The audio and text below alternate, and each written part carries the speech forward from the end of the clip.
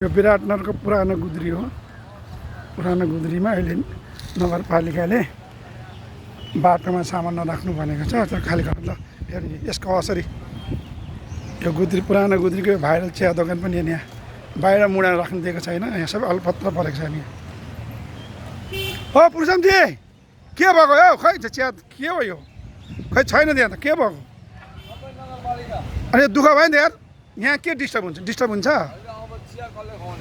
Disturb यहाँ disturb हुन्छ हुँदैन नि त।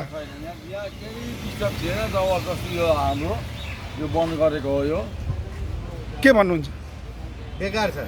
यहाँ त डिस्टर्ब हुँदैन नि। महानगरपालिकाको मेयर फेल खाए। अनि त्यो बाटोमा गर्दा हुन्छ यहाँ चाहिँ होइन भन्नु त।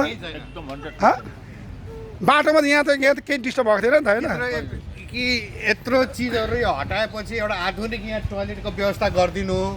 विराटनगर महानगरपालिकामा कहाँ राम्रो टोयलेटको व्यवस्था छ? छैन। मान्छेलाई बाटोमा दिसा पिसाब लाग्यो भने होटलमा छिर्नुपर्छ होइन। 100-150 रुपियाँ खर्च गर्नुपर्छ। चिया चाहिँ नास्ता ल्याऊ भनेर अनि गएर टोयलेट कहाँ छ भनेर टोयलेटमा गएर हग्न मुत्न जानुपर्छ। फुटेको टोयलेट होइन त्यो त सुन्नु पुग्छ। म छक्कर म त चिया खानु चाहिँ आएको थिएँ म। चिया खानलाई के डिस्टर्ब थियो होला भन्नु त? एकदम बाटामा पर्दैन, भित्र पर्छ। यहाँ अब यो जमिन केही कामै छैन। अनि के बनाइदिनु होइन पङ्कजीले भने जस्तै होइन? बनाउनु पर्यो। भाइ खुल्दैन आज यो।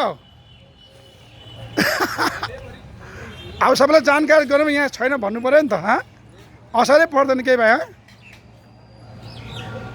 ल यो छोटो जानकारी अब हाम्रो के पत्रिका ल्याएर हामी ल चिया खानु भने आएको म। चिया चाहिँ खानु पर्छ, भित्र बसेर खानु पर्दैन। यहाँ बाहिर पनि पाउँदैन। ल त्यसो हामीलाई हालेर लान्छ। सुन्नु न हामीलाई मुडेर त्यो हात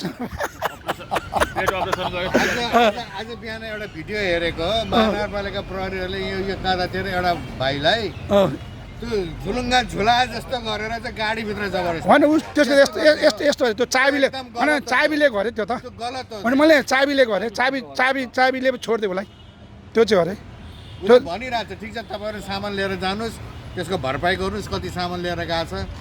गाडीको चाबी बन्द गर्नु अरे। यो त महानगरपालिकाले सानो उठा लिएर जाने यो त लुटेर लया जस्तो भएको छ। ल गाडीको चाबी